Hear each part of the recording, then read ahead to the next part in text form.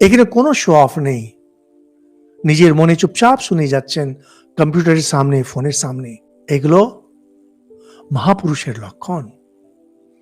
যারা মহাপুরুষ হন, যা মহাপুরুষ হতে চলেছেন, তারাই এভাবে একান্তে ধর্মের কথা শুনেন।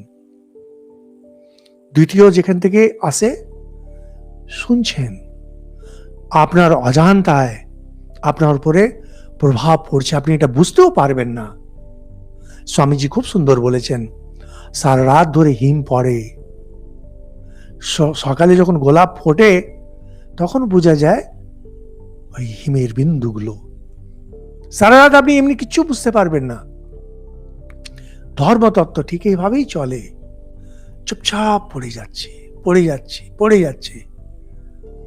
এর প্রভাব কিছু বছর পরে দেখা যাবে।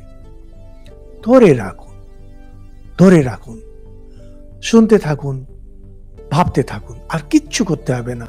আমাদের মাঝে মাঝে লোকে বলে, এই এত তো শুনছে, কিছু কাজে লাগে। আরে কাজে লাগানোর জন্য নয়। আপনি তো এত ফিজিক্স কেমিস্ট্রি পড়েছিলেন যখন কলেজে পড়তেন, আপনি কি অ্যাটম বোমা বানাতে শুরু করলেন নাকি? কত কি পড়েছেন স্কুলে যখন ছিলেন, কলেজে ছিলেন, এই নিয়ম ফিজিক্সের, ওই নিয়ম ফিজিক্সের, এই ট্রিগনোমেট্রি নিয়ম জীবনে লাগিয়েছেন কখনো? তাহলে কেন পড়ানো? পড়ানোর জন্য জ্ঞান, জ্ঞানটাই হচ্ছে একটা উদ্দেশ্য, মন তাতে খোলে। এই জিনিসগুলো হচ্ছে জীবন পরিবর্তনকারী জ্ঞান। আপনি বুঝতেও পারবেন না, আপনার জীবন পাল্টে যাবে।